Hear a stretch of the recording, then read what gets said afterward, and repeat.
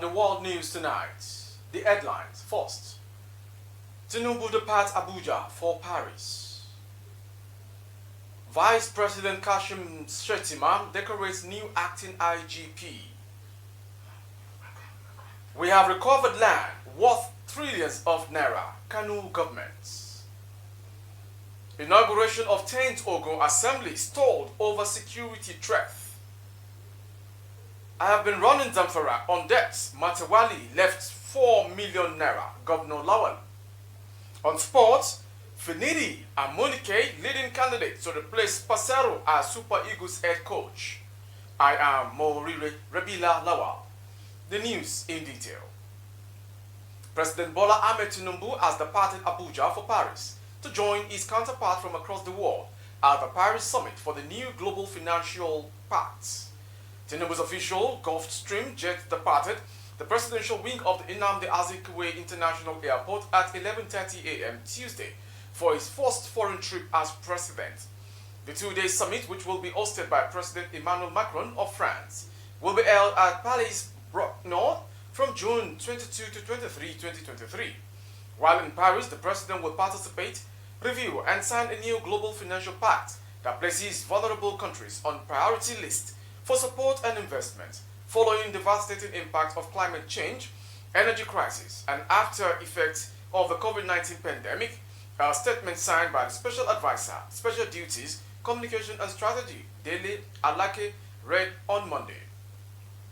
Leaders will consider opportunities to restore physical space to countries that face difficult short-term financial challenges, especially the most indebted, mobilize innovative financing for countries vulnerable to climate change, foster development in low-income countries, and encourage investment in green infrastructure for the energy transition in emerging and developing economies. According to Alake, President Bola Ahmed Tinubu and other global leaders, multilateral institutions, financial experts, and economists will take a more holistic look at the recovery of economies from the impact of the COVID-19 pandemic and the rising cases of poverty, with a view to providing access to finance and investment that will leverage inclusive growth. Tinubu returns on Saturday will be accompanied by members of the Presidential Policy Advisory Council and senior government officials. Moving on to the next story. Vice President Kashim Shettima has decorated Kayode Egbetokun as the new Acting Inspector General of Police. Shettima performed a short ceremony in his office at the Presidential Villa, Abuja, on Tuesday today. Among his previous appointment, the new acting IGP had served as Commissioner of Police in Lagos. Shettima was assisted with the decoration by Egbetokun's wife at the event that was witnessed by senior government officials, including the Secretary to the Government of the Federation, SGF, Senator George Akume. Moving on to the next story on the world news. The Kano State government, Dr. Bafa Bichi, has said that the state government has reclaimed land worth trillions of naira since it embarked on demolition exercises across some locations in the state. The state's government, under the leadership of Governor Abba Kibiru Yusuf, has demolished structures at the Wula Hotel site, Kanu Eid Ground, Kwari, and Wambay Market, among others. It accused the immediate past administration of land grabbing, but the former governor, Abdullahi Umar Ganduje, had since described the accusation as baseless. Dr. Bichi, in an interview, said somebody was claiming that 129 trillion naira and billion naira worth of structures were demolished. We recovered poor property land worth trillions of naira belonging to Kano State that the previous administration misappropriated to themselves and their families. The Eid Ground alone is worth trillions of naira. It's priceless. From Kano State story, we go to the next story. The inauguration of the 10th legislature of the Ogun State House of Assembly has again suffered a setback following a security threat. Assembly members-elect, dignitaries, well-wishers, and journalists who had arrived at assembly chambers in Okemoso, Abeokuta, were ordered out of the premises over an alleged security threat. The development threw the entire people at the premises into anxiety as scores of security operatives took over the chambers. The 10th legislature was expected to be inaugurated today after a failed attempt last Monday. Information reported that a leadership crisis had forced the House